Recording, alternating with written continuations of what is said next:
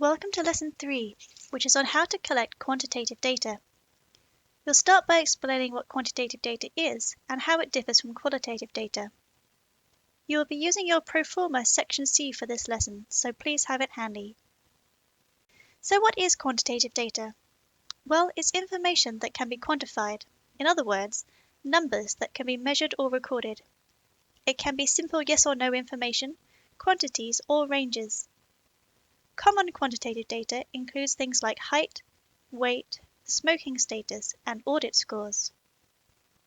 The kind of questions that this kind of data could answer might include who is using your intervention, what demographic group, and how much they like your intervention, on a scale of 1 to 5, for example.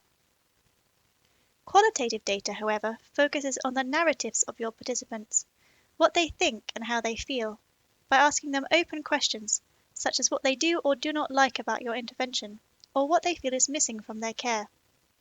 It describes what is happening to your participants, rather than defining what is happening.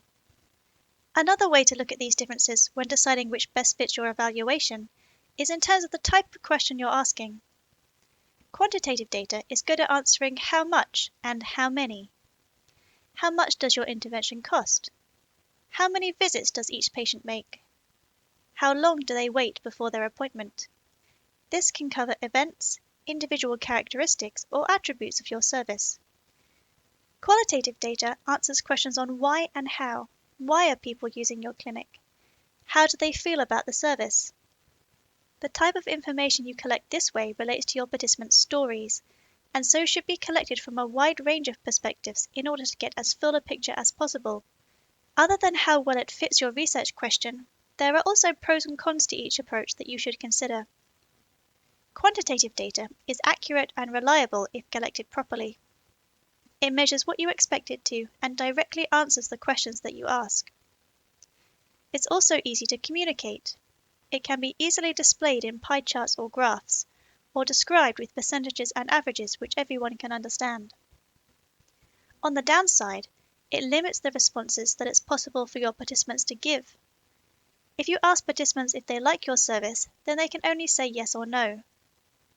If you ask how much they like your service, then you can get a wider picture, which would have been missed with the yes or no question. However, you still won't know what parts of the service they like unless you ask this too. As such, when using quantitative data, you need to carefully think out in advance what you want to know to make sure that you collect the most appropriate data. Quantitative data can also be considered to be very simple. It can take very large complex questions like appropriate healthcare and shorten it into numbers.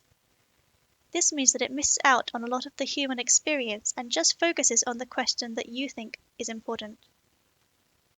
Qualitative data, on the other hand, can give you a more nuanced understanding of the perspectives and needs of your stakeholders. It is more exploratory, so you can come up with answers that you couldn't have predicted. As such, it can provide rich and varied information about your intervention, while quantitative data can only generally answer the questions you have asked. You might consider this a good or a bad thing. You might want only your very specific questions to be answered, in which case quantitative data would fit better. Or you may be unsure what it is exactly that you need to know, in which case qualitative data may give you the information that you need to move forward. However, qualitative data is very subjective. We'll go into this in more detail in Lesson 4, but essentially the patterns you see in qualitative data affect the results you come up with. So another person may come up with entirely different results to you using the same data. This is the largest problem with collecting data which relies heavily on interpretation. Collecting and analyzing qualitative data is also time-consuming for both you and the participants, as it generally involves long conversations.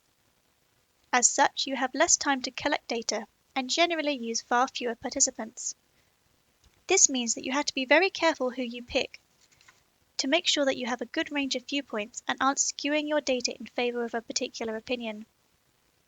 In section C1 of your Proforma, write out the questions that you need to ask in order to evaluate your intervention.